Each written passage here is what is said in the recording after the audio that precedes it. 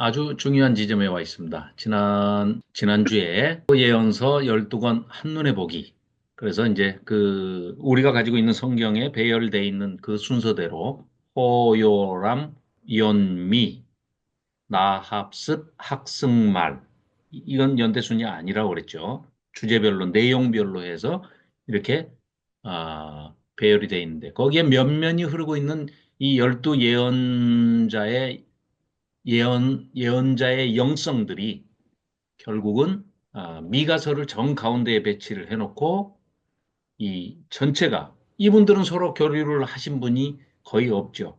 뭐 오늘 살펴볼 미가는 이사야와 동시되고 어떤 분 학자들은 미가가 이사야의 제자일 것이다.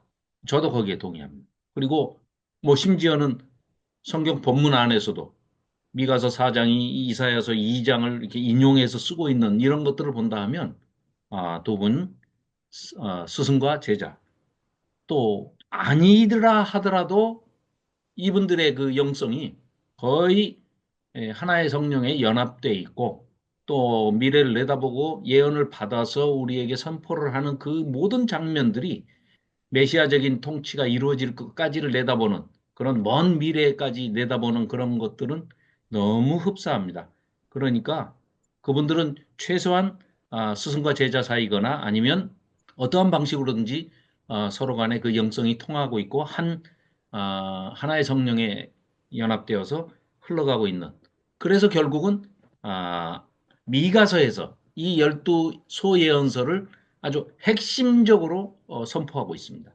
그래서 전체 12권의 소예언서를 미가가 그냥 전체를 정리해서 압축해서 요약해서 핵심 구절을 뽑아가지고 소개를 하고 있는데 선포하고 있는데요. 오늘 살펴볼 것이 바로 미가가 세 가지를 선포를 하고 있는데 첫째는 이제 뭐 조금 이따 살펴보겠습니다만은 세 가지 그 중에서도 이제 세 가지를 선포하는 그 내용이 아모스서에서 뭐 제가 너무 많이 말씀을 드려서 이제 원어로도 히브리어 원어로도 이제 다 아시겠지만 공의, 정의 할 때 미시파트 체다카 그리고 인내 할 때 헤세드 어서 오십시오. 안녕하세요.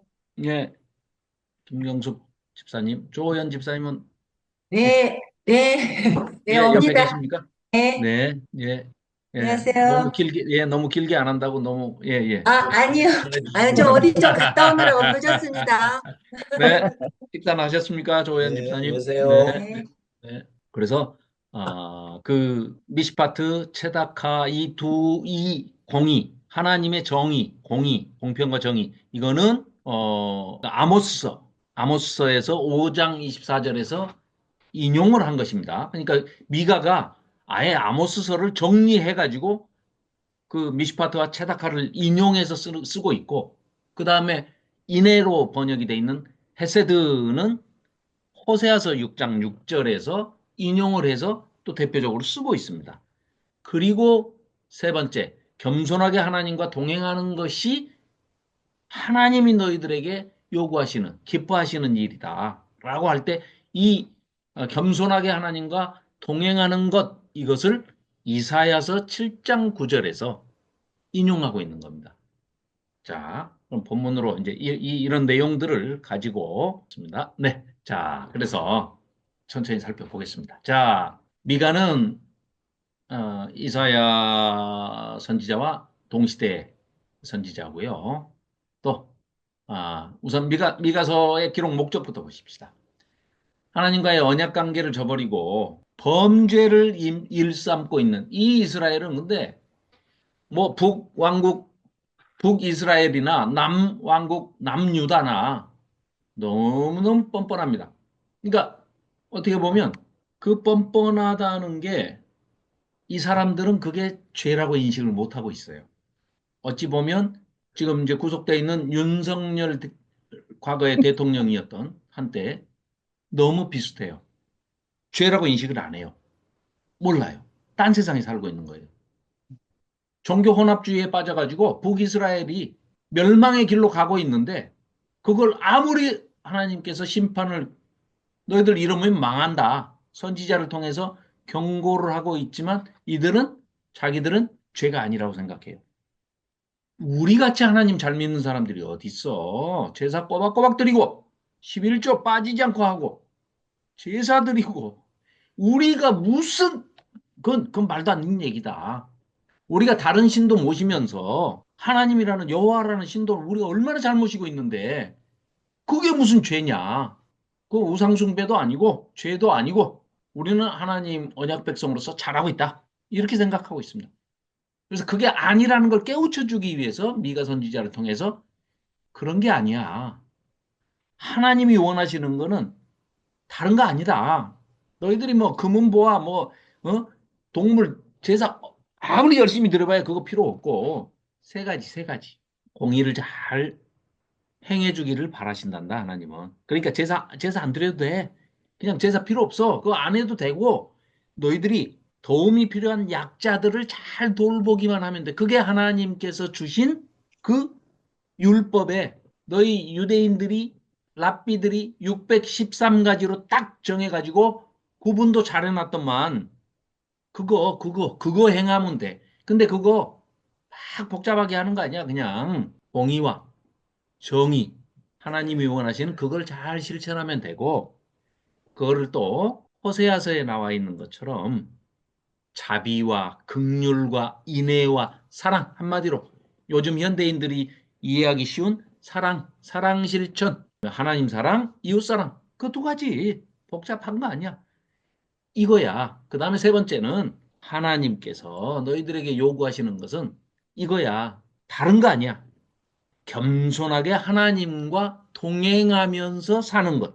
아멘으로 너희들이 화답하는 것은 먼저 중요한 것이 너희가 아멘을 먼저 맛보고 하나님 앞에 너희가 아멘을 실천해야 그렇지. 나도 아멘 해야 하나님께서도 우리에게 아멘 해 주실 거야. 그 아멘을 실제로 경험하고 체험하는 거. 겸손한 삶을 사는 거. 이게 언약 백성이 할 일이야. 이런 삶을 사는 게 제사 필요 없어. 다 필요 없어. 정의와 인애, 미시파트와 체다카, 그 다음에 헤세드, 인애, 긍휼, 자비, 양선, 사랑, 겸손하게 하나님과 동행하는 거, 아멘하는 거, 요 세 가지를 바란다. 이게 그러니까 미가서가 바로 열두 소선지서의 핵심 메시지다. 압축본이다. 이렇게 말씀드릴 수 있겠습니다. 자, 그래서 보시면 모든 선지서가 다 심판을 경고하고 그 다음에 또 구원의 회복을 말씀하시죠. 역시 마찬가지입니다. 미가서도 하나님과 심판과 구원의 논쟁이 두 개가 소개가 됩니다. 근데 유다와 이스라엘의 심판. 자, 북이스라엘 지금 망해갑니다. 또 그걸 보고 남유다 너희라도 좀 제발 망할 짓 하지 말고 잘 좀 해라 하는 이런 심판과 구원이 1장, 2장, 3장, 4장 이렇게 교차 구조로 서로 소개가 되고 있죠. 역시 마찬가지로 6장과 7장 역시 심판과 구원 대비해서 얘기를 하고 있습니다. 자, 이 모든 것들이 다 들으라 하면서 이제 선포를 하고 있는데요. 놀랍게도 메시아적인 통치가 선포가 되면서 지도자, 너희들을 하나님의 뜻을 이 땅에서 이루고자 하시는 그 하나님의 뜻을 이룰 분이 새로운 지도자가 나타날 텐데 그 분이야말로 메시아적인 통치자로 이 땅에 오시는 왕. 그런데 놀랍게도 겸손하게 나귀를 타고 나타나시고 다윗처럼 칼을 들고 전쟁을 통해서 전부 다 무찌르고 이 땅에 오시는 분이 아니고 겸손하게 하나님의 뜻을 이루는데 놀랍게도 그 전쟁 무기를 다 없애버리고 그것을 칼을, 창을, 방패를 다 녹여가지고 그걸로 평화의 상징인 농사기구, 보습을 만들고 칼을 없애고 샬롬, 평화를 가져오실 그런 농사기구로 다 바꾸는 그런 메시아가 올 것이다. 그러니까 샬롬을 가져오는데 다윗은 샬롬을 어떻게 가져왔습니까? 전쟁을 통해서 다 승리하고 난 다음에 강력한 파워로, 강력한 능력으로, 그러니까 힘의 불균형의 평화죠. 워낙 힘이 많이 차이가 나면 평화가 이루어집니다. 그러나 그게 온전한 평화가 아니죠. 하나님이 바라시는 평화가 아닙니다. 그런데 다윗은 그렇게 했어요. 왜? 하나님께서 가는 곳마다 다 이기게 해주셔가지고 승리를 통해서 힘의 불균형, 극심한 힘의 불균형으로 평화가 오게 했죠. 칼에 의한, 무력에 의한 평화입니다. 그런데 메시아로 오시는 우리의 왕 예수 그리스도는 이 땅에 오시면 그런 칼에 의한, 무력에 의한, 힘의 극심한 불균형에 의한 평화, 샬롬이 아니고 하나님께서 보내시는 이 메시아는 오셔서 다윗의 후손으로 오시기는 하지만 겸손한 왕으로 음, 전쟁을 자기가 스스로 희생양이 되어서 또 지난번에도 소개해드렸지만 이 양인데 대속죄일에 욤키푸르 날에 대속죄일에 7월 10일에 이들은 제비를 뽑아가지고 한 마리는 성전에 바칩니다. 그리고 한 마리는 데리고 가서 광야에 데리고 가서 거기서 사람의 인적이 전혀 없는 곳에서 그냥 놔서 풀어 먹입니다. 그러면 거기서 어떤 사나운 짐승에게 광야에서 잡혀 죽는 그런 희생양, 이 두 마리의 양을 풀어놓습니다. 그래서 이제 그런 광야에 놓여지는 양. 그래서 이 세례 요한이 예수님이 저쪽에서 세례를 받으러 오실 때 보라 세상 죄를 지고 가는 하나님의 어린 양이로다. 세례 요한이 그 요단강에서 세례를 베풀면서 오시고 계시는 예수님을 보고 그걸 깨닫고 그렇게 선포를 하죠. 그래서 그 예수님은 세례를 받을 때 그러니까 세례라는 것은 우리 인간이 받을 때에는 자기 죄를 물에 들어가면서 세상 죄는 씻어내고 죽고 물에서 나올 때 새롭게 중생하면서 다시 태어나는 그런 세례를 하지만 예수님은 세례를 받으실 때 세상 죄를 전부 짊어지시는 세례를 받으신 거죠. 그래서 지난번에 이제 그런 내용을 이제 말씀을 드렸는데요. 자, 어쨌거나 이런 이제 미가서에서 선포되어지는 그 세 가지 하나님의 백성이 하나님이 원하시는 공의, 정의, 미시파트와 체다카를 실천하는 삶을 사는 것. 두 번째는 호세아서에서 인용한 인애, 헤세드를 실천하면서 약자를 돌보면서 사는 삶. 그리고 겸손하게 하나님과 동행하는 삶을 사는 것. 이것을 요구하고 있다. 자, 그래서 미가라는 뜻은 여호와 같은 분이 어디 계시냐? 여호와 같은 분이 있겠느냐? 여호와 같은 분이 도대체 누구시겠느냐? 하는 이 미가야라는 선지자의 이름 속에 이 사명이 들어있고 또 언어 유희가 들어있습니다. 그래서 미가 선지자를 통해서 신앙 고백으로서 여호와 하나님 같은 분이 과연 어디 있겠냐? 라는 신앙 고백이기도 하고요. 또 하나님 편에서는 그래 내가 내 언약 백성 정말 심판해서 그냥 다 멸절시켜도 너희들 할 말이 없을 정도로 그렇게 우상숭배에 빠져 있지만 그래 너희들은 내 백성이니까 내가 어찌 너희들한테 자비를 베풀지 않겠느냐. 회개하고 돌아오기만 하면 내가 너희들 자비를 베풀게. 그 모습을 보고 미가 선지자가 그래 저런 하나님이 어디 계시겠냐. 우리 죽어 마땅하지만 심판받아 마땅하지만 하나님은 그 와중에서도 우리에게 자비를 베푸시고 햇새들을 베푸시고 사랑을 베푸시니 우리가 돌아가자. 제발 하나님께로 돌아가자 하는 이런 신앙 고백이기도 하지요. 그래서 이 이름 속에 다 섞여 있습니다. 자, 그래서 기록 목적은 방금 살펴봤고요. 자, 이 남유다의 북이스라엘에서 선포했던 아모스 선지자. 아주 지도자들을 그냥 쳐서 예언하면서 정의와 공의를 강같이 물같이 흐르게 해라 라고 외쳤던 북이스라엘의 아모스 선지자 있었잖아요. 그분도 물론 남쪽에서 북쪽에 올라가서 외친 선지자지만 남유다의 아모스 같은 사람이 바로 미가다. 이렇게 또 지도층을 쳐서 예언한다고 그래서 이렇게 표현하기도 하고요.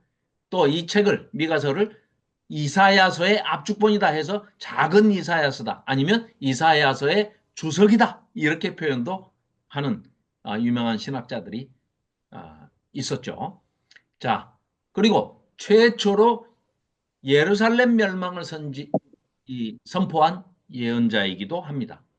즉, 이때까지 있었던 모든 선지자들이 대개 이제 거짓 선지자들이 하나님의 심판의 메시지가 선포될 때, 에이, 무슨 소리야? 하나님의 성전, 하나님의 집, 인간의 집이 아니고 하나님의 집, 하나님이 계시는, 하나님이 거하시는 집, 성전이죠. 그 성전이 예루살렘에 있는데 어떻게 예루살렘이 멸망한다는 거냐? 말도 안 되는 소리다. 그런 일은 없어. 라고 선포를 하죠. 그러니까 그 이스라엘 백성들의 그런 거짓 선지자들의 말을 듣고 믿어버릴 수밖에 없는 게 이스라엘 백성들은 뭐라고 생각합니까? 하나님이 계시는 곳, 어디에? 지성소에. 성전 안에 성소가 있고 지성소가 있는데 그 지성소에 언약궤가 있고 그 언약궤 뚜껑 위에 두 그룹이 있는데 두 그룹의 날개 그 사이에 하나님이 계신다. 법궤 뚜껑 위에 하나님이 거하시는 좌소, 앉아 계시는 자리, 거기가 시은좌다. 거기서 우리에게 은혜를 베풀어 주시고 우리에게 구원을 베풀어 주신다. 거기 계신다. 하나님이 거기 계시는데 어떻게 예루살렘 성전이 멸망한다는 말이냐. 말도 안 되는 얘기다. 그러니까 이걸 하늘에 하나님의 지성소에 올라가서 하나님이 계시는 그 좌소를 보고 온 선지자들.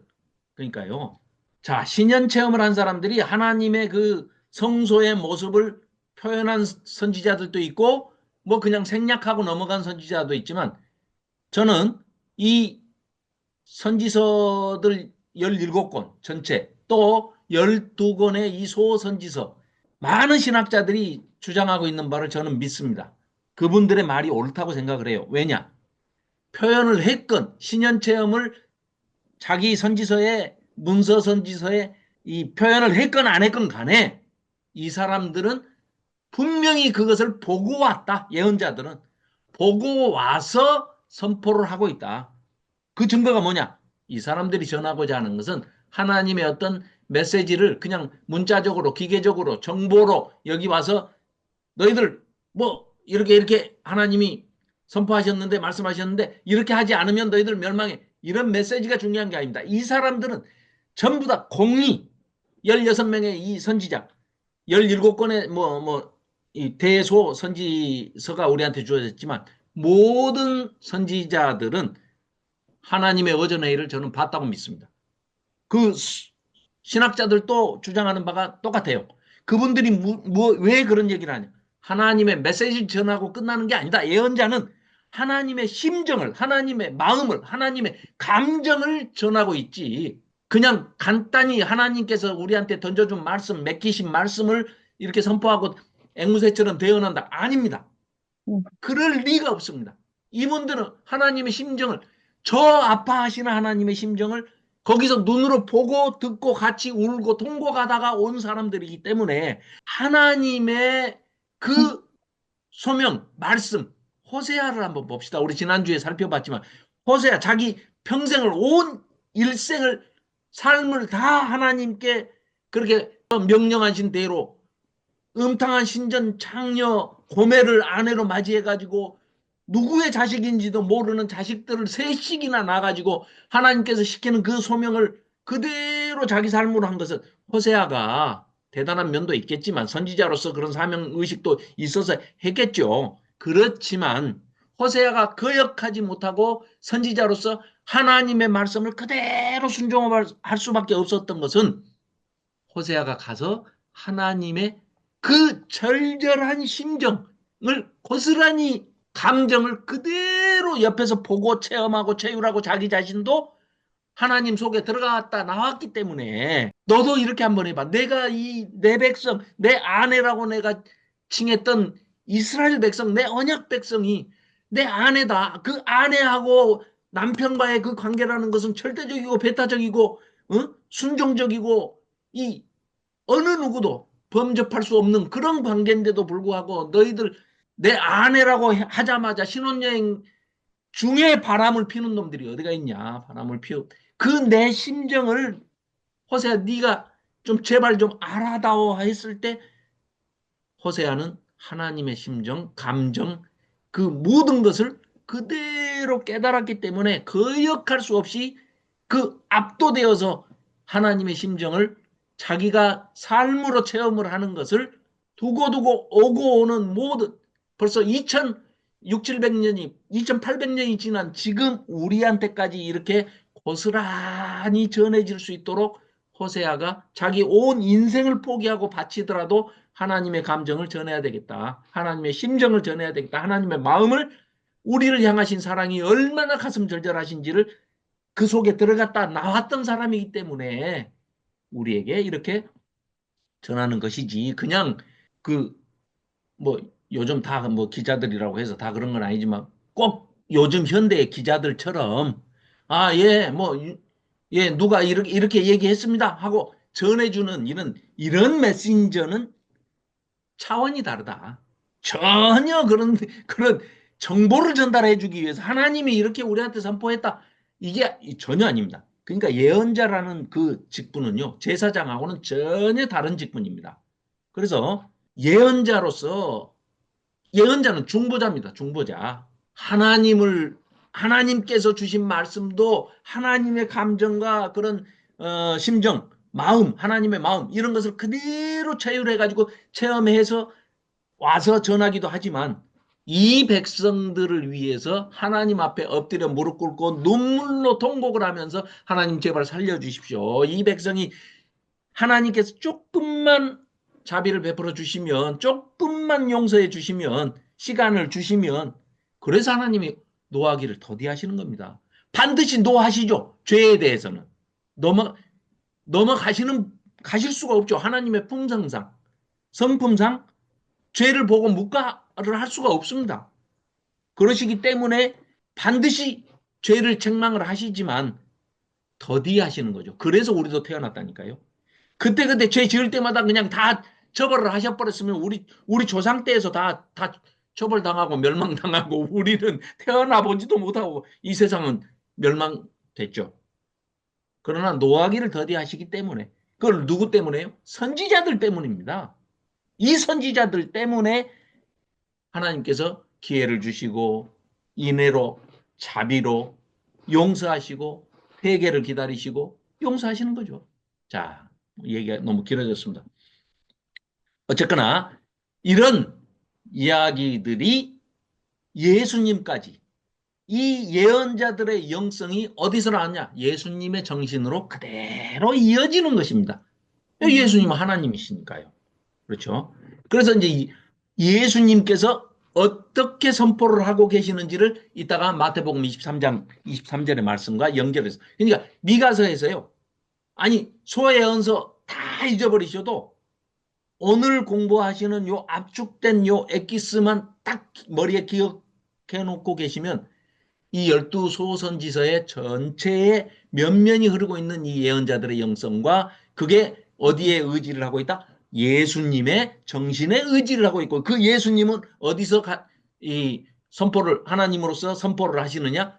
마태복음에서 제일 먼저 오셔가지고 이 선포를 하시는 데 있어서 구약을 그냥 압축해서 하시는 말씀이 오늘 공부할 미가 선지자를 통해서 선포되는 그 세 가지 그것을 헬라어로 히브리어가 헬라어로 변형만 됐지 옮겨졌을 뿐이지 그대로 그게 인용이 되고 있다는 것을 여러분들이 보실 수가 있습니다. 자, 그래서 자 이제 이 장면을 반드시 제가 이따가 다시 또 저기 올리겠습니다. 이번 주에 제가 다시 만들어서 첨가한 것이기 때문에 지난번에 올렸던 PPT에서 빠져 있는 몇 가지가 있습니다. 그래서 요번에 하다 보니까 한 10장 정도가 더 만들어져 가지고요. 올렸는데 자, 요 내용이 가장 중요한 내용입니다. 자, 무슨 얘기냐? 미가서 우리 6장 8절 한번 보실까요? 여기가 센터. 자, 12소 선지서 전체 뭐 17권의 대선지서까지 다 포함해도 17권의 선지서 중에 중심이 미가서고 미가서의 중심이 바로 이 6장 8절의 말씀입니다. 자, 뭐 하도 많이 말씀드려가지고 자, 6장 미가서 6장 8절 구약 어디 갔지? 예, 예, 예.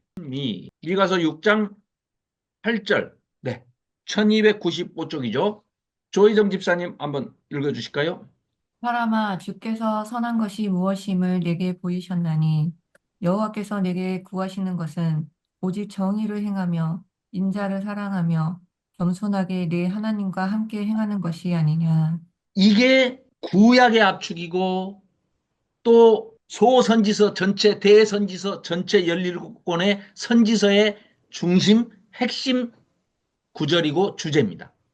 그래서 아예 하나님께서 우리에게 뭘 바라신다 하는 걸 그냥 딱 미가 선지자가 정리를 해놓은 겁니다. 여호와께서 너에게 구하시는 것은 오직 네가 정의를 행하며 인자를 사랑하며 겸손하게 내 하나님과 함께 행하는 것이 아니냐라고 표현을 했는데 이 말은 미가 선지자가 독창적으로 미가 선지자가 받아가지고 미가 선지자가 지금 우리한테 이렇게 흘려보내주는 말씀이 아닙니다.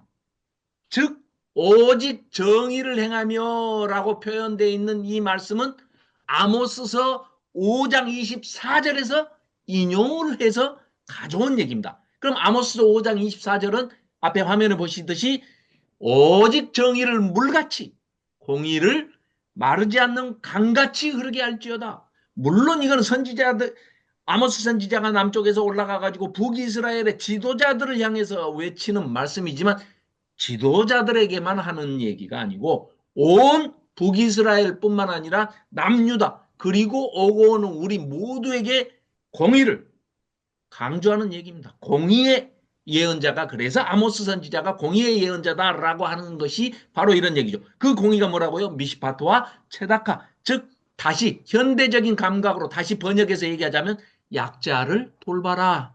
사회적으로 배려가 필요한 사람들 누군가의 도움이 없이는 안 되는 분들을 네 주변에 있다면 그 이웃을 도와라. 예수님이 오셔서 하신 말씀이 이웃사랑 여기에 다 녹아있는 얘기입니다. 그래서 아모스서 그 다음에 두 번째 인자를 사랑하며 라고 미가가 얘기했던 것은 미가가 독창적으로 한 얘기가 아니고 호세아서 우리 지난번에 살펴봤던 6장 6절에서 나는 인애를 원하고 제사를 원하지 않으며 하나님께서 제사 필요 없으시답니다.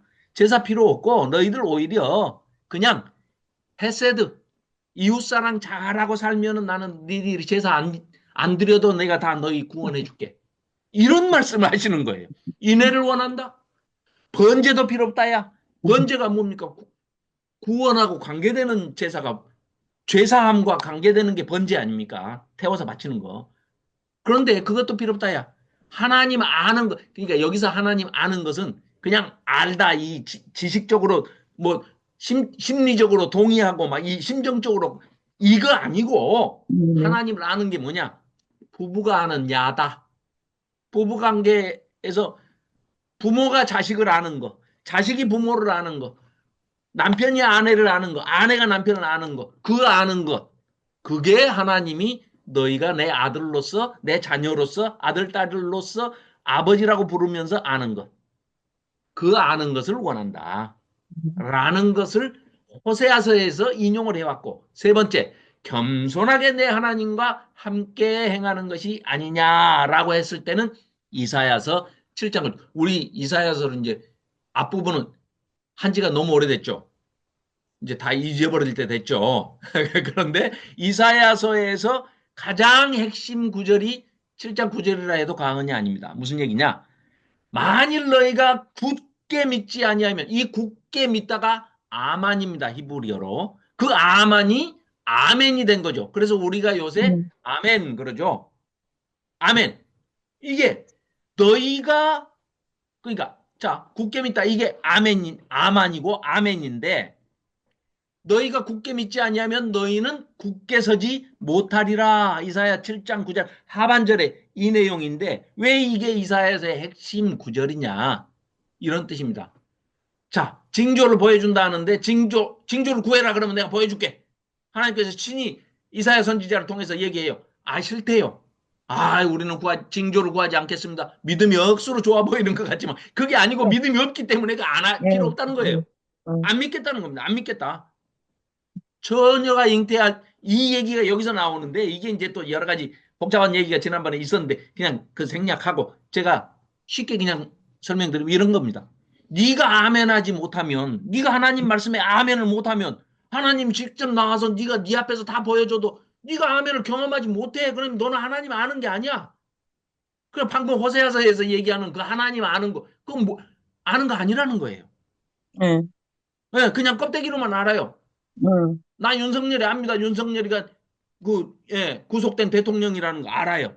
나라 망친 놈이라는 거 알아요. 근데 윤석열이가 저를 몰라요. 그건 서로 아는 게 아닙니다.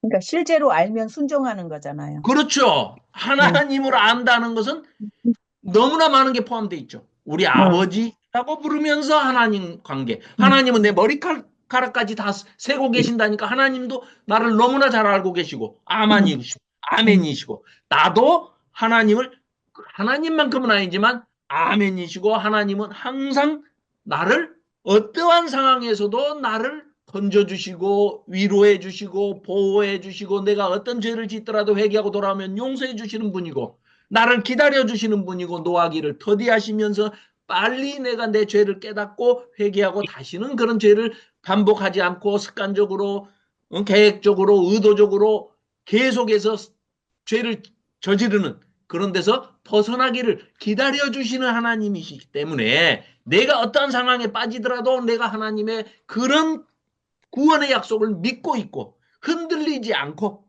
이런 것들을 이사야 선지자를 통해서 우리에게 선포해 줬던 것이 너희들이 이럴지라도 너희들을 용서하고 회복해 주시고 구원해 주시는데 메시아를 통해서 그러니까 막 이사야서 40장 이후로 가면은 53장 같은 데는 그냥 막 예수님이 눈앞에 그려질 정도로 얼마나 메시아를 이사야가 그 본 걸 그대로 우리에게 전해주고 있습니까? 이런 것들 때문에 이사야를 절대 믿음의 예언자다. 아멘의 믿음, 아멘의 믿음. 네가 체험하는 아멘의 믿음. 체험적인 알미죠, 암.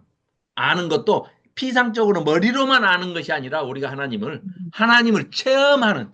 그래서 하나님의 말씀이 내 마음속에서 아멘 하면서 녹아 들어가는. 그래서 그러니까 하나님의 심정이 조금이라도 이해가 되고 하나님의 심정이 조금이라도 느껴지고 알아지는 그런 과정들이 이사야 선지자는 너희가 굳게 서는 것이다. 굳은 믿음. 그게 아멘이다. 라고 하는 이제 이런 얘기인데 이런 것들이 예언자의 영성이 예수님의 정신으로 그대로 이어지고 있다. 그래서 최초의 예언자가 아브라함입니다. 창세기 20장 8절에 보면 아브라함을 최초의 예언자라고 그래요. 그때 거기서 쓰이는 단어가 나비입니다. 나비. 그래서 랍비라고 그러잖아요. 그러니까 최초의 예언자를 누구를 세우느냐? 아브라함입니다. 왜요? 하나님께서 선포를 하셨죠. 아브라함을 뭐라고 선포하셨습니까? 네가 복의 근원이다. 네가 누구를 위해서 기도하면 내가 그 애들을 다 구원해 줄게. 통해서 복의 통로가 되는 거죠. 복의 근원. 창세기 1장에서 선포하시죠. 1장 28절인가요? 그게 그 원복 아닙니까? 원복. 오리지널 브레싱. 복을 주신 겁니다. 아담을 창조하고 아담과 하와를 창조하시고 복을 부어주셨죠. 그러니까 처음부터 복을 주셨지 우리는 복이 없으면 살 수가 없는 존재들입니다. 처음부터 복을 주셨지 율법을 주셔가지고 너 말 안 들으면 혼낼 거야. 이게 전혀 아니죠. 처음부터 원복을 주셨단 말이죠. 자, 그건 뭐 나중에 이제 또 기회가 있으면 하기로 하고. 자, 이 말씀은 충분히 이제 이해가 되시죠? 미가서 6장 8절이 전체 구약의 핵심인데 선지서의 핵심인데 이 예언서의 핵심인데 거기서 미가가 인용한 세 가지. 미시파트 체다카, 두 번째 헤세드, 그 다음에 겸손하게 하나님과 동행하는 거. 요 세 가지가 아모스 5장 24절을 인용한 것이고, 이내는 헤세드는 호세아 6장 6절을 인용한 것이고, 세 번째 하나님과 겸손하게 함께 동행하는 굳은 믿음, 께 아멘하는 것은 이사야서 7장 9절에서 인용한 말씀입니다. 이것을 기억해 두시면 최근에 아주 그 공부를 많이 하신 학자들이 쓴 책들을 제가 여러 권 읽고 정리하고 해서 지금 여러분들에게 소개를 해드리는, 이것이 상당히 수준 높은 어디 대학원에서도 잘 강의되어지지 않는 상당히 수준 높은 그런 내용을, 좀 분석된 내용을 여러분들께 소개를 해드리는 겁니다. 특히 이런 내용들이 이제 뭐 아주 우리나라에서도 유명한 그런 이제 공부를 많이 하시는 학자들, 차준희 교수나 뭐 이희성 교수나 이런 분들을 통해서 이제 우리에게 이렇게 소개가 되고 있는데요. 자, 그걸 이제 요약해서 여러분들은 바쁘시니까 제가 대표로 정리해서 소개를 해드리는 겁니다. 자, 이 얘기가 그러면 예수님은 마태복음 23장 23절에서 이걸 이제 큐문서라고도 하고 큐복음이라고도 하는데, 자, 예수님 복음서 중에 복음은 예수님이, 하나님이신 예수님이 오셔서 친히 말씀하신 것이죠. 자, 뭐라고 하셨냐? 화 있을진저, 이제 이 서기관과 바리새인들한테 지금 호통을 치시는 겁니다. 화 있을진저. 어떻게 보면은 아주 정말 따끔한 죄책의 말씀이죠. 죄를 책망하는 말씀이죠. 여기에 단어가 들어있습니다. 구약 율법 전체를 세 가지로 딱 정리를 하셨습니다.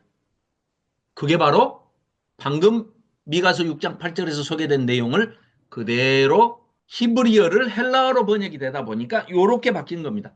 화 있을진저, 외식하는, 겉으로 꾸미는, 겉모습만 꾸미는, 외식하는 서기관들아 바리새인들아, 잘 들어 너희 놈들. 너희가 억수로 믿음 좋은 척, 아주 하나님께 아멘 아멘 하면서 너희들 뭐 아주 믿음이 좋은 것처럼 보이기 위해서 박하 이파리까지도 11조 챙겨서, 회향 그런 향채 이파리에서도 11조 챙겨서, 근채, 뿌리식물 그런 것들 그 뿌리까지도 다 세가지고 10분의 1은 잘도 드리는구나. 그러면 너희들 하나님 잘 모시는 거냐? 그러면 네가 하나님의 뜻을 잘, 하나님 기뻐하시는 뜻, 방금 미가서 6장 8절에서 주께서 선한 것이 무엇임을 우리에게 보이시고 너에게 하나님께서 기뻐하시는 것, 구하시는 것이 세 가지 설명을 했는데 너희들은 그 껍데기만 하고 있지 않냐? 시간 되면 예배 드리고 예배 시간에 가고 예배 찬양 드리고 헌금하고 봉사 조금 하고 이렇게 하면 다 너희들 다 끝난 것이냐?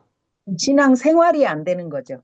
그렇죠. 예. 그래서 너희들은 진짜 알맹이는 빼먹고 너 다이아 반지 찾으러 가가지고 다이아 없는 그냥 가락지만 끼고 오는 거하고 똑같은 거야. 알맹이가 없어. 알맹이가 뭔 줄 아냐? 율법에 너희들이 하는 그런 행위, 종교, 리추얼한 그런 제의적인 종교 행위 말고 더 중요한 것이 뭐냐? 정의와, 이 정의가 바로 아까 우리가 살펴봤던 미시파트 체다카를 얘기하고 있죠. 긍휼과, 이게 바로 헤세드죠. 헤세드가 여러 가지로 번역이 된다고 그랬죠. 우리말로 뭐 긍휼, 자비, 양선, 뭐 인애, 인자, 뭐 사랑, 헤세드입니다. 전부. 그것과 믿음은 버렸도다. 믿음이 뭡니까? 겸손하게 하나님과 함께 동행하는 것. 이사야 7장 9절. 아멘. 굳은 아멘. 굳센 아멘. 그게 입으로만 하는 아멘이 아니고 동사로서 행동하는 것을 얘기하는 거죠. 그 중요한 거 세 가지는 너희가 정의와 긍휼과 믿음은 버렸다. 그 다음 말씀이 더 중요합니다. 그러나 이것도 행하고, 뭐를 행하라는 거예요? 11조 드리고 너희들이 종교적으로 그렇게 행사하고 행위하는 거 그것도 행해라. 그래. 그거 나쁘다는 게 아니다. 그거 하지 말라는 거 아니야. 그거 해. 너희들이 드리는 헌물과 구제 헌금과 이런 것들이 선한 곳으로 흘러 들어가는 쓰이는 통로로 사용이 될 수 있는 것이니까 해라 해. 그것도 행하고 저것도 버리지 말아라. 정의와 긍휼과 믿음 이것이 더 중요한 것이니까 율법에 더 중한 바라고 예수님께서 소개하셨으니까 그것도 반드시 버리지 말고 행해야 된다. 두 가지 다 해라. 이렇게 말씀하신 겁니다. 사실은 이 내용이 구약의 율법뿐만이 아니라 선지서의 예언서의 모든 내용을 압축해서 설명을 하고 있는 미가서 6장 8절과 마태복음 23장 23절의 예수님의 말씀이다. 이렇게 말씀드릴 수가 있습니다. 그리고 아까 한 번 더 인용한 것이 바로 아모스서 5장 24절과 호세아서 6장 6절과 이사야서 7장 9절을 이 세 가지를 인용을 해서 썼다. 사실은 이게 굉장히 중요한 내용이고 구약의 압축이다. 이렇게 말씀드릴 수 있습니다. 자, 이제 그러면 한 걸음 더 나가서 우리가 이제 지난번에 다 소개해드렸던 말씀입니다. 시내산에서 모세를 통해서 율법을 주시죠. 하나님께서. 그 율법이 레위기고 십계명으로 대표되는 레위기고 레위기를 주석한 것이 신명기 아니겠습니까? 이것을 유대인들은 랍비들은 모세의 율법을 정리를 하니까 613가지더라. 긍정적으로 무엇을 해라 라고 긍정명령문이 248조항이고 부정명령 이건 하지 말아라. 살인하지 말지어다. 이런 것들은 365조항이더라. 합해서 613조더라. 그런데요. 사실 따지고 보면 또 이제 물론 유대인들은 자기 나라 말이니까 히브리어니까 그렇게 했겠죠. 살인하지 말라 이것도요. 이래가지고 제발 죽이지 말았으면 하는 소원형으로 하나님께서 또 우리한테 명령을 하셨어도 소원형으로 말씀하시는 그런 명령문입니다. 또 그게 좀 깊게 들어가면 또 그런 적이 있는데 어쨌거나 613조 항으로 유대인들이 분류한 이 율법을 다윗은요. 시편 15편에서 11가지로 딱 압축을 시킵니다. 그게 여기 노란색으로 되어 있는 거예요. 정직하게 행하며 공의를 실천하며 공의 나오죠. 진실을 말하며 그러니까 앞에 있는 정직과 뒤에 마음의 진실을 말하며 이건 다른 겁니다. 앞에 있는 정직은요. 이 사람들 히브리어의 어법에 보면 정직 바를 정자에 곧을 직자예요. 직진하는 거예요. 스트레이트예요. 스트레이트. 그러니까 무슨 얘기냐? 하나님 앞에 아무리 어렵고 힘든 일이 있더라도 꿋꿋하게 올바른 길을 끝까지 견지하면서 가는 것을 정직이라고 그래요. 이 사람들은. 그러니까 뒤에 거짓말 안 하는 거 아니스트는 진실을 말하며 이렇게 얘기했죠. 그러니까 조금 달라요. 우리는 정직이 나왔는데 왜 또 마음의 진실을 말한다고 진실을 얘기하지 아니스트를 얘기하지 않는데 그런 면으로 따지면 앞에 것은 스트레이트 가운데는 저지먼트 이런 거 그러니까 미시파트 체다카 그 다음에 진실을 말하며 그 아니스트를 얘기하는 거 남을 슬렌더하지 않는 거 허물하지 않는 거 비난하지 않는 거 그 다음에 이웃에게 못된 짓을 안 하는 거 선행 착한 일 하는 거 악을 행하지 아니하며 이렇게 돼 있지만 이건 착한 일을 하는 거 그 다음에 비방하지 않는 거 비방한다는 거는요 없는 일을 비난하는 거는 허물하는 거는 잘못된 것을 잘못을 지적하면서 뭐라고 얘기를 하지만 비방하는 거는요 없는 것을 만들어 가지고 덮어 씌우는 거예요. 더 못된 거죠. 망령된 자를 멸시하며 여호와를 두려워하는 자들은 존중해주고 마음에 서운한 것은 나한테 손해가 있을지라도 내가 하나님 앞에 약속한 것은 반드시 지키고 또 이자를 받으려고 돈을 구워주지 않고 뇌물을 받고 무죄한 자를 재판하는데 아니면 거짓 증언한 법정에서 이런 일을 행하지 않는 요 다윗은 11가지인데 이게 전부 우리 실생활하고 다 연결되어 있는 우리의 삶을 얘기하는 것이죠. 여기서 방금 살펴봤던 미가는 세 가지로 압축을 하죠. 자, 사람아, 주께서 선한 것이 무엇임을 내게 보이셨나니 여호와께서 내게 구하시는 것은 오직 정의를 행하며 인자를 사랑하며 겸손하게 내 하나님과 함께 동행하는 것이 아니냐라고 압축을 했는데 이사야는 두 가지로 표현을 합니다. 56장 1절에서 여호와께서 이와 같이 말씀하시기를 너희는 정의를 지키며 미시파트 의를 행해라 체다카.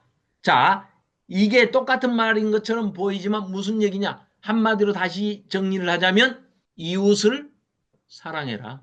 어려운 일을 당한 사람을 도와줘라. 그게 정의로운 일이다. 하나님께서 원하시는 정의, 공의, 공평과 정의는 약자들을 배려하고 돕는 것이다.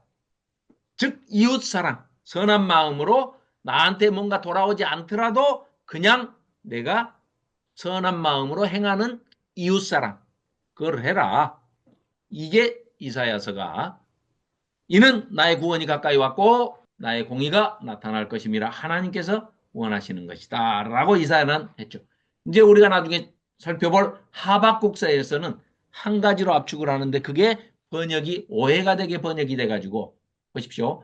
보라 그의 마음은 교만하며 그 속에서 정직하지 못하나 의인은 그의 믿음으로 말미암아 살리라. 이 말이 이렇게 믿음으로 번역이 돼버리니까 이게 에무나거든요. 에무나, 히브리어로 에무나. 에무나도 아까 소개해드렸던 것처럼 아만, 아멘, 에무나 다 원뿌리가 에무나에서 나온 말입니다. 에무나가 아멘이 된 거예요. 자, 그 에무나는 수백 번 이 구약에 소개가 되는데요. 번역이 믿음으로 번역된 거는 요거 하나뿐입니다. 다른 데는 다 뭐라고 번역이 되어 있느냐? 신실함, 충실함, 충성, 성실함 이런 겁니다. 그래서 이걸 번역을 한다면 이렇게 번역을 해야 맞습니다. 의인은 요 앞에 지금 번역이 뒤에가 뭐라고 되어 있습니까? 그러나 이거잖아요. 봐라. 그의 마음은 교만해. 그리고 정직하지 않아. 그러나 그러니까 그 앞에 걸 다 부정하는 거죠. 그러면 뭐예요? 교만하지 않고 겸손하고 정직하지 못함, 거짓말을 하지 않는 거 이것이 아니라 아까 스트레이트, 정직, 한결같이 바른 길을 가지 않아. 그러니까 바른 길을 가는 것. 하나님 앞에 충성된 것이죠. 하나님 앞에 성실한 것이죠. 하나님 앞에 신실한 것이죠. 하나님 앞에 잘했다, 충성된 종아라고 칭찬받을 만한 그 사람은 하나님께서 의인이라고 해주니까 그 사람은 그 의를 의지해서 구원받는 거야. 네가 걱정하지 마라 하박국. 너나 걱정해. 그 말씀입니다 지금. 그래서 하박국이 아주 뼈까지 그냥 부들부들 떨면서 아이고 나라도 아이고 우리 이스라엘 백성들 다 언약 백성들 다 의인인데 의인 살려 하고 하나님한테 대들었다가 아이고 나라도 그 의인 걱정하지 마라. 그 의인이라고 칭함받는 사람은 내가 다 살게끔 해놨어. 그러니까 네 걱정이나 해.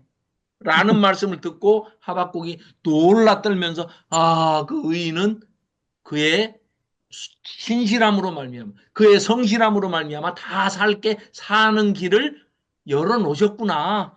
나라도 잘하고 살아야지 라는 깨달음을 얻는 겁니다. 그러면서 외치는 말이거든요. 그래서 이것을 에무나 이거는 신실함으로 번역해야 옳다. 이게 하박국 2장 4절의 말씀입니다. 자, 이 내용들이 아까 말씀드렸던 예수님의 마태복음 23장 23절의 말씀과 또 그 앞에 설명했던 아모스서 5장 24절, 호세아서 6장 6절, 그 다음에 이사야서 7장 9절의 말씀. 이게 사실은 하나님께서 우리를 향하시는 가장 기뻐하시는 뜻, 하나님의 뜻. 이게 이제 신약으로 건너가면은 뭐 우리에게 많은 것으로 이제 소개가 되죠. 사랑의 열매들, 성령의 열매들, 뭐 이런 것들로도 소개가 되고 하는데 이 근본 뿌리는 바로 이것이다. 이렇게 말씀드릴 수 있겠습니다. 자, 그래서 호요람, 오변미, 나합습, 학석말 이 12권의 이 소예언서가 이렇게 의도적으로 배치된 것은 바로 이런 것 때문에 이렇게 배치가 돼 있다. 자, 이렇게 볼 수가 있습니다. 자, 그러면 요나서 지난주에 살펴봤죠? 그러면은 이제 미가서 살펴봤으니까 나훔서도 역시 자, 요나가 니느웨, 아수르의 수도 니느웨의 멸망을 선포하려고 가가지고 40일 지나면 니들은 망한다 이놈들아 하고 외쳤는데 안 망했죠. 왜요? 회개하고 돌아와 버리니까. 그래서 나를 죽이셔 하고 이제 덤비죠. 하나님한테. 죽이세요, 죽이세요 하는데 내 이놈 하물며 좌우를 분별하지 못하는 어린아이가 12만 명이나 있는 또 짐승들까지도 가축들까지도 육축들까지도 내가 어찌 사랑하지 않겠느냐 하시면서 용서하시는 회개하고 돌아오면 이방인들마저도 아니 자기 언약 백성을 괴롭히는 원수 나라의 백성들까지도 하나님은 자비와 긍휼과 헤세드를 베푸시는 긍휼을 베푸시는 하나님이라는 걸 선포하셨죠. 그래서 요나가 자서전적으로 못된 요나 아니 저 원수 나라라고 제발 망해야 된다 하는 아수르의 수도 니누의 사람들은 회개하고 돌아오는데 너희 언약 백성이라는 너희 이스라엘 백성들은 왜 이렇게 선지자를 보내도 회개하지 않고 안 돌아오느냐 하는 그런 것을 요나가 깨닫고 요나가 그것을 깨달은과 동시에 요나가 의문문으로 끝을 끝내고 있죠. 그래가지고 결국 나중에 보면은 요나의 무덤이 거기 니누에 지금의 이제 그 이라크 모술 지역에 있습니다. 근데 또 다 파괴해 버렸어요. IS 그 강경파들이 요나의 무덤도 다 파괴해 버렸는데 어쨌거나 뭐 그 보존되어 있었는데 그 말은 뭐겠어요? 회개하지 않는 이스라엘을 떠나서 오히려 회개하고 돌아온 하나님의 긍휼과 자비를 입었던 니느웨에 가서 요나가 생을 마쳤다. 이렇게 볼 수가 있죠. 그런데 지금 이제 미가서를 중심에 두고 나훔서는 똑같은 이 니느웨 멸망을 선포하고 있습니다. 나훔서는. 그런데 이번에는 회개하고 돌아오지 않아요. 교만의 정점에 이르러가지고 결국은 멸망하는 얘기입니다.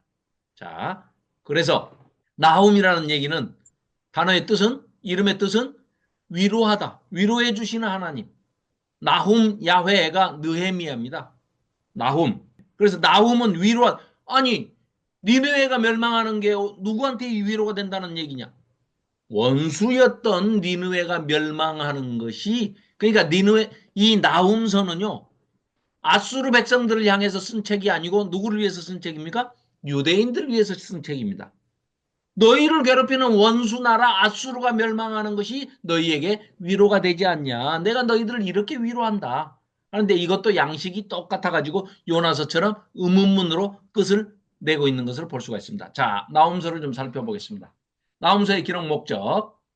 오랫동안 하나님의 언약 백성을 괴롭혔던 아수르에 대한 심판을 선언하심으로써 하나님의 공의가 실현되는 것과 함께 하나님의 백성, 자기 백성을 언약 백성들을 위로하기 위해서 쓰셨다. 그래서 나훔이라는 선지자의 이름 속에 이 책에 기록 목적이 들어있죠. 위로해주는 하나님, 위로해 주시는 하나님. 그런데 지난번에도 잠깐 소개해드렸습니다만 이 니느웨가 이 지구상에서 아예 없어져 버렸어요. 흔적이 없어. 웬만한 것은 다 몇천 년이 지나도 고고학적으로 발굴이 돼가지고 뭐 다 그런 증거들을 역사적인 고증들을 찾을 수가 있는데 없어져 버렸습니다. 완전히 그냥 땅속에 묻혀버렸어요. 그런데 이 나훔서에 보면은요. 나훔서 1장 14절에 보면 무덤이라는 단어가 나와요. 나훔서 한 장 넘기면 나훔서 나오죠. 1장 14절.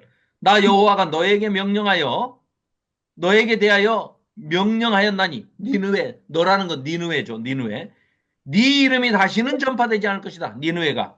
내가 네 신들의 집에서 새긴 우상과 부은 우상을 멸절하며 네 무덤을 준비한 여기 갑자기 무덤이 나와요. 아 그냥 이거 니느웨를 의인화시켜가지고 쳐서 죽여서 없애가지고 그냥 땅에 묻겠다. 무덤인가 보다 이렇게 했는데 그게 아니라요. 니느웨라는 이 큰 성을 요나서에서 3일길 걸려야 이 돌아보는 성 어마어마하게 큰 성이죠. 어린아이 숫자만 12만 명이니까 그 고고학자들은 최소한 60만 명이 살고 있는 도시였다. 생각해 보십시오. 2500년 전에 그런 정도의 도시, 2600년 전에 그런 정도의 도시라면 어마어마한 도시입니다. 그러니까 지금으로 비유하자면 뉴욕이나 서울만한, 상하이만한 뭐 이런 그런 도시라는 거예요. 그런 도시가 어떻게 됐느냐? 통째로 땅속에 그냥 그대로 말 그대로 1장 14절 표현처럼 무덤이 돼가지고 푹 가라앉아 버린 겁니다. 이걸 나중에 1800년, 1900년대에 이 고고학자들이 발굴을 해낸 겁니다. 그 전까지는 그 수많은 학자들이 찾지를 못했어요. 흔적도 발견을 못했습니다. 아, 땅속에 그렇게 어떻게 땅속에 그렇게 묻혀 있을 수가 있겠느냐 이렇게 생각을 했겠죠. 그랬던 것입니다. 그리고 주변 나라들을 음행하게 만든 그 죄악상을 물어서 심판을 하시는 겁니다. 자, 니느웨 멸망을 그린 이 명화고요. 자, 나홈서. 자, 아주 짧은 책입니다. 석 장까지 있는 책인데요. 니느웨가 멸망한다 선포하고 멸망당하는 장면을 보여주고 왜 멸망할 수밖에 없느냐, 멸망해야 한다 하는 정당성, 당위성을 설명하고 있습니다. 그건 뭐예요? 하나님의 공의를 세우시는 것이고 하나님의 공의가 누구에게 위로가 된다? 유다 백성에게, 이스라엘 백성에게는 위로가 된다. 원수 나라를 멸망시키시니까. 참아주셔서 요나 때는 회개하고 돌아오니까 100년 이상 평화를 유지하게 용서하셨습니다. 멸망을 유예시키셨죠. 그랬다가 결국은 이 자기 백성들을 또 계속해서 교만 떨고 자기들 안 망하니까 100년이 넘도록 또 자기 백성을 괴롭힙니다. 1장 2절에 나오죠. 그래서 보면 나홈서 1장 2절에 여호와는 질투하시며 보복하시는 하나님이시니라. 여호와는 보복하시며 진노하시되 자기를 거스르는 자에게 여호와는 보복하시며 자기를 대적하는 자에게 진노를 품으시며 멸망시키십니다. 반드시. 그러나 3절 여호와는 노하기를 더디하시며, 멸망 안 시키신다는 얘기가 아닙니다. 반드시 멸망을 시키시는데 노하시기를 더디하신다. 이게 은혜고 이게 긍휼이고 이것 때문에 우리가 태어나서 사람이 돼서 지금 이 땅에서 하나님을 찬양하며 살고 있는 것이죠. 그리고 우리가 또 머지않은 훗날 하나님 앞에 돌아갈 때 우리가 하나님의 은혜에 힘입어서, 구원의 은혜에 힘입어서 하나님 앞에 서게 되는 것이죠. 그래서 하나님의 구원은 심판도 구원이고 상급도 구원입니다. 그러니까 반드시 하나님의 정의에 따라서 죄는 심판하신다. 그 말씀을 하고 계시는 겁니다. 그래서 여호와는 노하기를 더디하시며 권능이 크시며 벌받을 자를 결코 내버려 두지 아니하시느니라. 자, 그래서 나홈서, 네, 이거는 아수르 멸망, 612년에 니느웨가 멸망하고 아수르 제국이 이 땅에서 완전히 사라져 멸절되고 말죠. 아, 땅속에다 그냥 묻어버리셨습니다. 그래서 나홈서에 보면은 앞에 보면은요, 1절에 보면 니느웨에 대한 경고라 이렇게 됐습니다. 경고, 마사. 엘고스 사람 나홈이 쓴 묵시라 이렇게 번역이 또 돼 있는데요. 이 묵시의 글이라는 하존이 계시록을 쓸 때도 이 계시를 말하는 겁니다. 예언, 계시, 이게 하존이고요. 그 다음에 묵시의 글이다, 글. 형태로는 글로서 두루마리 이런 뜻입니다. 세페르. 시편을 세페르 테일림 이렇게 얘기하거든요. 히브리어로. 그거 똑같은 얘기입니다. 자, 예수님은 죄악을 질투하시며 반드시 원수를 갚으시는 분이다. 그럼에도 하나님은 좀처럼 노하지 않으시고 오래 참아주시고 성내시기를 더디하신다. 노하기를 더디하신다. 그것도 은혜죠, 우리에게는. 하지만 일단 심판을 시작하시면 철저히 원수들을 진멸하시는 분이시다. 니느웨는 오랫동안 하나님을 대적하고 조롱했습니다. 그럼에도 회개할 기회를 주셔서 요나서에 의해서 요나서를 살펴봤지만 100년 이상 그래도 멸절하지 않으시고 회개하고 돌아오니까 용서하셨죠. 그런데 계속해서 범죄하니까 결국은 심판하신다 하는 그런 내용은 아주 단순합니다. 자, 한번 뭐 대영 제국 박물관에 가면은요, 아수르관이 있습니다. 얼마나 이 아수르가 잔인한지요. 이런 부조, 조각돼 있는 거에서 이제 살펴볼 수가 있습니다. 소리 들리시나요? 네. 아, 이 소리는 안 들려요. 아, 화면 소리는 안 들려요? 네네. 그러면 이거는 제가 저기 우리 카톡방에, 단톡방에 올려놓을 테니까요.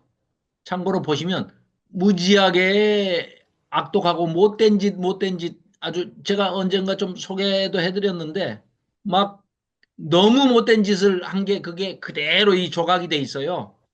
그래서 식사 시간 피해서 보시기 바랍니다. 산 사람들 막 가족을 헛기고 코를 자르고 혀를 자르고 뭐 눈을 빼고 막 갈고리에 깨어가지고 끌고 다니고 몸 시체를 토막내 가지고 동물들 짐승들한테 막 먹이고 막 이런 못된 짓을 합니다. 아수르 같이 이 아주 그냥 이 인간이 악의 탈을 뒤집어 쓰고 사탄의 그 앞잡이 노릇을 하면 얼마나 악해질 수 있는가를 보여주는 것이 이 아수르 니느웨의 아수르 족속들이 음. 대표적입니다. 그 사탄이 뒤에서 배후에 그렇게 있으면서 그런 짓들을 해가지고 했던 그 영성이 바벨론으로 그대로 흘러들어갑니다. 그래서 아수르의 뒤를 이은 제국이 바벨론 제국이죠. 그리고 나중에는 로마를 영적 바벨론이다 라고 얘기하는 게 그 로마의 배후에 그대로 그 영성이 사탄의 영성이 그대로 흘러간 겁니다. 그래서 로마도 바벨론의 사탄의 배후가 그 뒤에 있는 것이고 뭐 역시 헬라도 마찬가지죠. 헬라, 로마, 페르시아 다 마찬가지죠. 이거는 동영상은 제가 올려놓겠습니다. 자, 이렇게 해서 북이스라엘이 이제 멸망을 하고 보십시오. 자, 남이사 아니면은 뭐 이사야 미가 나온 이사야 미가 거의 동시대의 선지자라고 말씀드렸죠. 그래서 이제 뭐 이 나훔서는 뭐 이제 그 정도 살펴보면 내용이 간단하니까요. 그 정도 살펴보시면 되고. 자, 그러니까 정리를 하자면 이렇습니다. 제일 먼저 등장한 8세기, BC 8세기에 이제 그 선지자 제일 먼저 등장한 게 우리가 지금 요 순서로는 호yor암 이렇게 돼 있잖아요. 호세아부터 나왔잖아요. 근데 연대기 순으로는 아모스, 그 다음에 호세아, 그리고 이사야, 미가 이렇거든요. 그러니까 보시면 나훔은 방금 보셨듯이 니느웨 멸망, 아수르 멸망 그렇게 해서 자기 백성을 위로해 주는 방법이 이 원수 나라가 회개하지 않고 교만에 빠져서 결국은 자기 백성들을 괴롭히니까 반드시 심판하시는 하나님, 공의의 하나님을 보여주시는 책이 나훔서다. 이렇게 할 수가 있고요. 미가는 멸망의 원인은 지도자. 그래서 아까 뭐라고 그랬습니까? 북쪽에서 아모스가 외쳤듯이 지도자들을 향해서 남쪽의 아모스다. 미가가. 그리고 미가가 이사야의 동시대 제자일 것이다. 이렇게 보고 새로운 지도자를 소개하고 있는 게 바로 미가가 메시아로 오시는. 그러니까 5장에 보면 아까 그 뭐 미가서에서 잠깐 살펴봐야 되는데 안 살펴보고 왔는데 메시아가 어떠한 겸손한 모습으로 낙이 타고 나타나시고 베들레헴에서 태어나실 것을 미가서 5장 2절에 보면 선포하고 있습니다. 그래서 새로운 지도자가 희망인데 그 새로운 지도자를 누가 주신다? 하나님께서 아들 하나님을 다윗의 후손으로 보내시는데 수도 서울에서 태어나는 게 아니고 저 시골 마을 베들레헴에서 태어나신다. 왜요? 다윗의 후손으로 오시니까. 베들레헴이 누구의 고향입니까? 다윗의 고향 아닙니까? 그래서 미가 선지자를 통해서 메시아가 오시는데 그 메시아가 시골 베들레헴에서 태어나 왕궁에서 수도 서울에서 태어나는 게 아니고 라고 해요. 왜 시골에 베들레헴에서 태어나지? 다윗의 후손으로 오시니까 다윗의 고향인 베들레헴에서 태어나시는구나. 그런데 그분이 오시는데 겸손한 왕으로 오시니까 나귀를 타고 오시는구나.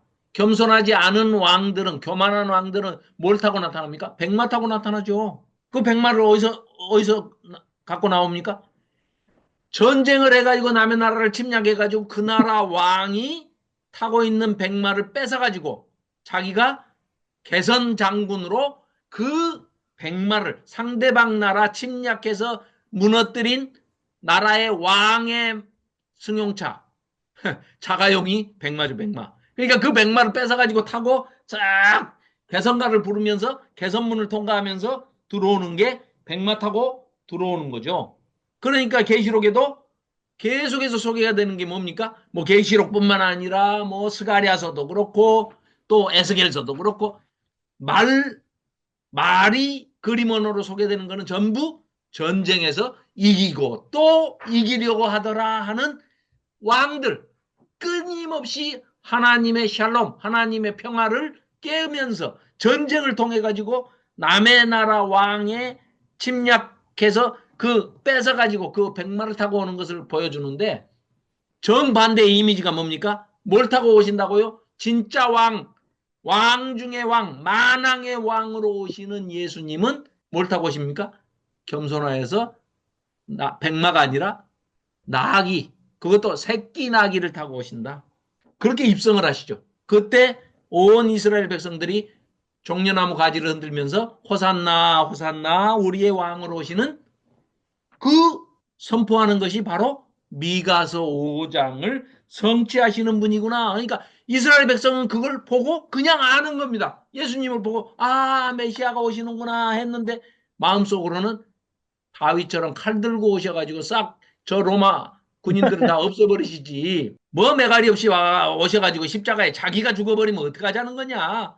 그래서 안 믿는 겁니다, 이 사람들이. 이렇게 맞아요. 미가서에 다 써져 있는데도, 스가랴서에도 써져 있고, 다 써져 있는데 예언자를 통해서 다 하나님이 말씀하셔서, 그러니까 아까 이사야서 7장 9절이 왜 중요한 말씀입니까?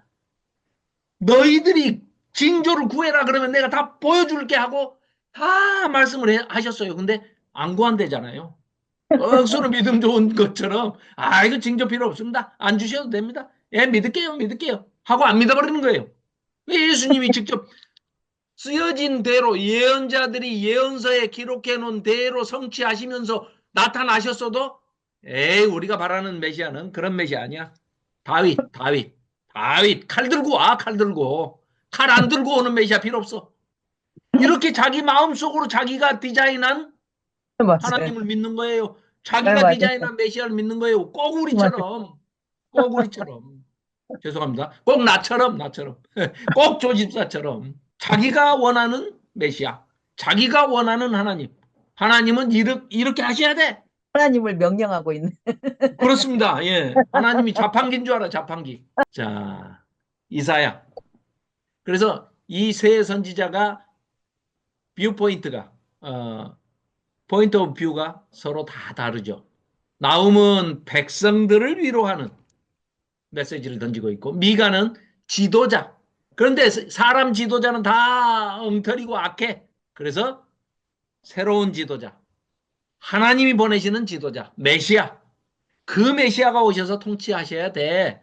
라고 미가 선지자가 선포하고 있죠. 그걸 성취하시고 오셨는데 안 믿는 거죠. 문제는 안 믿는 거죠. 이사야 선지자는 하나님을 바라보고 있습니다. 그 하나님의 크신 뜻을 또 하나님의 심정을 온전히 이해하고 우리에게 전하고 하나님의 심정과 감정과 하나님의 고통과 그 통곡하시는 하나님의 그 마음까지도 우리에게 전하고 있는 분이 이사야 선지자죠. 자, 다음은 하박국서입니다. 하박국서. 호박국이 아닙니다. 하박국입니다. 이 하박국서는 아주 독특합니다. 지금까지의 그 예언서는요, 하나님께서 말씀을 맡기시면 그 맡은 말씀을 백성들한테 선포하잖아요. 그런데 거꾸로 이 하박국은 하나님께 대듭니다. 거꾸로. 하나님, 이게 하나님 맞아요? 잘 좀 하세요. 하나님이 돼가지고 이게 뭡니까? 이런 태도입니다. 이런 태도. 그런데 아까 잠깐 소개해드렸지만 하박국 2장 4절 말씀이 뭐라고요? 의인은 믿음으로 말미암아 살리라. 하하. 이 하박국의 기도도, 그러니까 하박국이 되먹지 않은 질문을 합니다. 하는데 하나님께서 또 친절하게 대답을 해주십니다. 모르고 하는 거니까. 예, 대꾸할 가치도 없으시지만 하나님 입장에서 하박국한테 그 되먹지 않은 질문이지만 대답을 해주심으로 인해서 지금 우리한테까지 전해져 가지고 2500년이 지난 지금 우리가 읽고 깨닫는 거죠. 하박국이 그렇게 따지고 덤벼 가지고 아니 왜 이러십니까 하고 왜 아니면은 어찌하여 이러십니까 하고 하나님한테 따지고 덤빕니다. 그래서 어떻게 보면 하나님을 향해서 질문을 던지고 또 그 대답을 듣고 깨닫고 기록을 했기 때문에 유대인들은 이 장르를 지혜문서, 오히려 선지서가 아니라 하박국서는 지혜문서에 속하는 영역이다. 장르로 보면 그렇다. 상당히 공감이 가는 말입니다. 네, 그렇게 지금 보고 있죠. 그러니까 질문하는 선지자, 가짜는 질문에도 대답해 주시는 하나님. 이런 구도로 보시면 좋겠습니다. 자, 그리고 이게 어떻게 보면 시편에 있는 탄식시하고도 굉장히 내용이 흡사합니다. 시편에도 탄식시가 보시면은요, 시편이 150편이지만 탄식시가 엄청 많이 나옵니다. 하나님을 원망하고 나중에는 뭐 못된 놈들은 하나님을 조롱하기까지 하고 하나님께 뭐 항의하고 탄식하고 도대체 뭐 이래가지고 하나님이 이거 직무유기 아닙니까? 막 하고 따지고 덤비기도 하고 서운함을 얘기하고 심지어는요 저주하는 얘기도 시편에 엄청나게 많습니다. 저주시가 탄식시와 저주시가 엄청 많습니다. 그러나 후반부로 들어갔을 때 시편이 5권으로 나눠져 있잖아요. 이 5권의 책으로 창출, 레민신, 토라와 율법서와 이제 그 내용도 흡사하게 배치를 해놓고 그런 이제 구조를 가지고 있습니다만은 지난번에 우리 시편 할 때, 지혜문서 할 때도 이제 잠깐 살펴봤는데 그 시편에도 보면 나중에는 찬양시, 할렐루야 찬양시로 끝이 나죠. 그럴 때 이 하박국서도 보면 시편의 그 탄식시하고 굉장히 흡사합니다. 유사해요.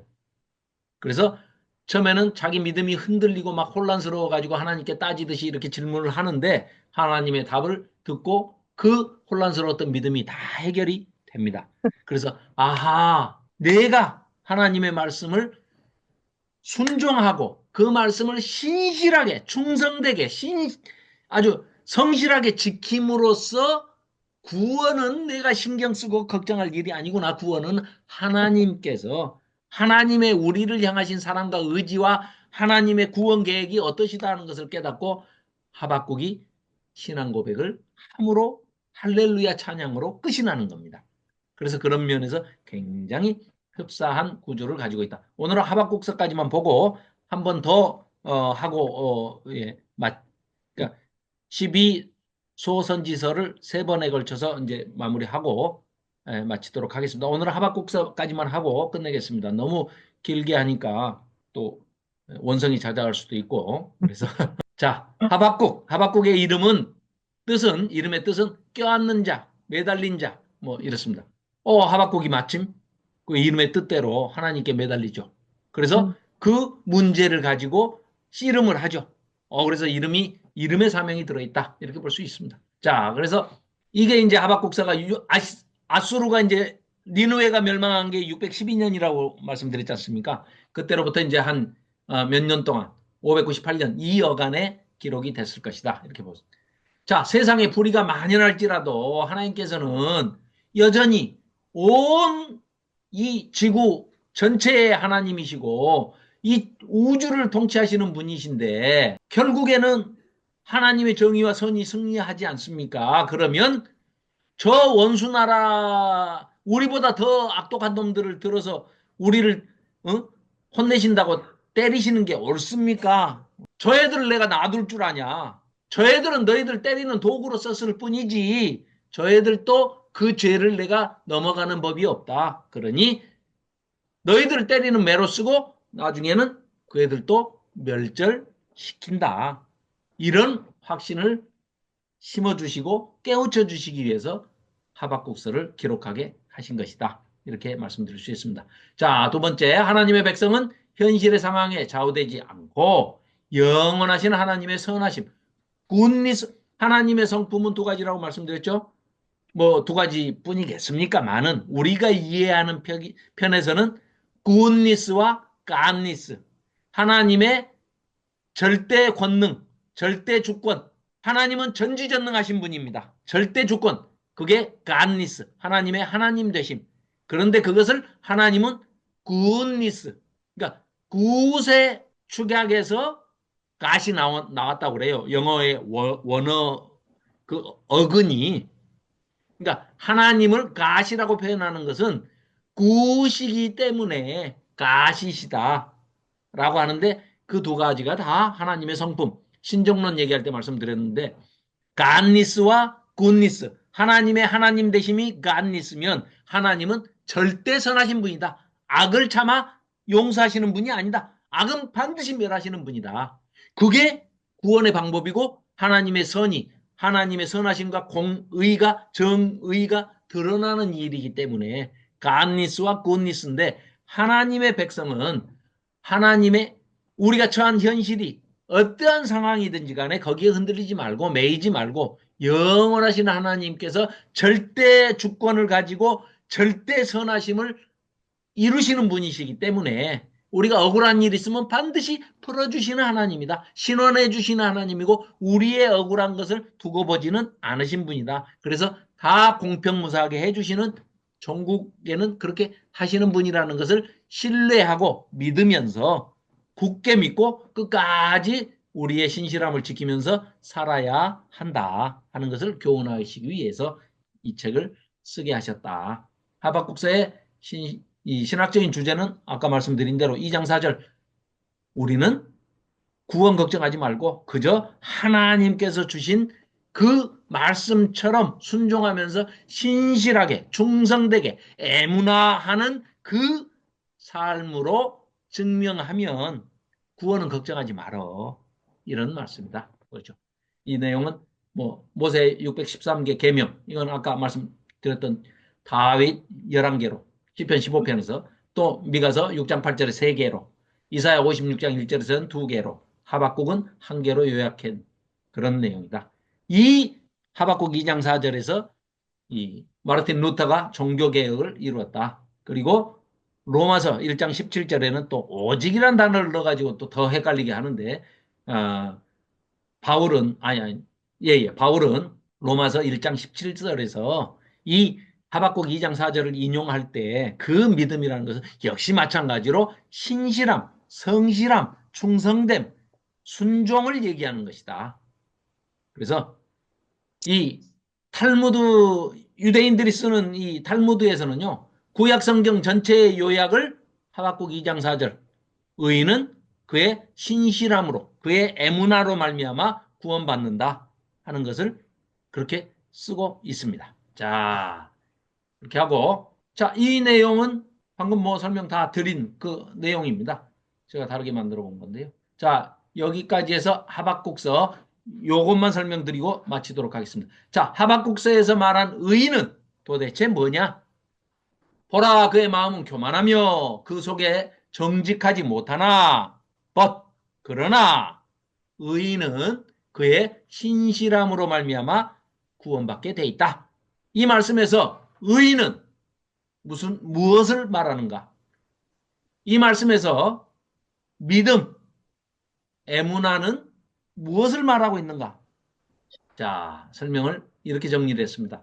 많은 사람들이 여기서 말하는 이때의 믿음을 그냥 우리가 추상적으로 생각하는 그런 지적인 깨우침이나 심리적 동의, 뭐 수능, 반응하는 것, 이런 것으로 이해를 하는데 그게 아니고 믿음으로 번역된 히브리어 이 에무나라는 것은 신실함, 성실함, 충성스러움으로 번역해야 옳다 할 수 있습니다.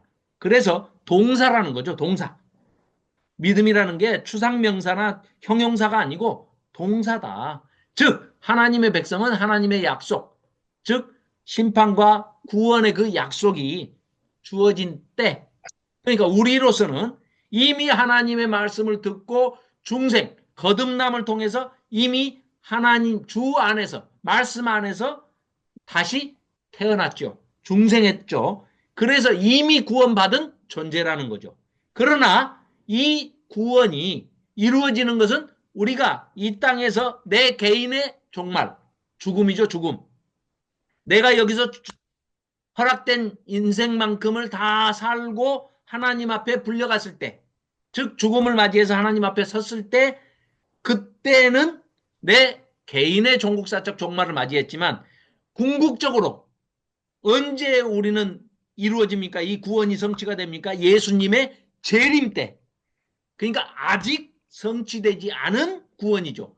이미 구원받은 우리는 아직 이루어지지 않은 구원을 향해서 이 땅에서의 삶을 성실하게 사는 것, 그것이 의이고, 그것을 보시고 하나님께서 너를 의롭다 칭한다. 이게 바울이 말하는 이신칭의, 로마서가 얘기하는 이신칭의의 믿음이라는 것이죠. 그러니까 그 믿음은 이미와 아직 사이에서 이미 이루어진 구원이지만 아직 이루어지지 않은, 성취되지 않은 그 구원 사이에서, 이미와 아직 사이에서 그 기간 동안 하나님의 약속을 굳게 잡고 내가 어떤 환경에 처하든지 간에, 내가 어떤 상황에 있든지 간에 흔들리지 않는 믿음으로 하나님을 신뢰하고 한결같이 충성하는 그런 삶, 신실한 삶을 살아야 한다. 이게 바로 하박국서 2장 4절이 말하는 의인은 믿음으로 말미암아 살리라라는 그 뜻이다. 그러니까 의인은 신실하게 하나님 앞에 잘했다, 충성된 종아라는 그런 칭찬을 받는 날까지 우리의 삶을 신실하게 이 땅에서 살아야 한다 하는 것을 이 하박국서가 보여주고 있다라고 말씀드릴 수가 있겠습니다. 자, 이상으로 마치고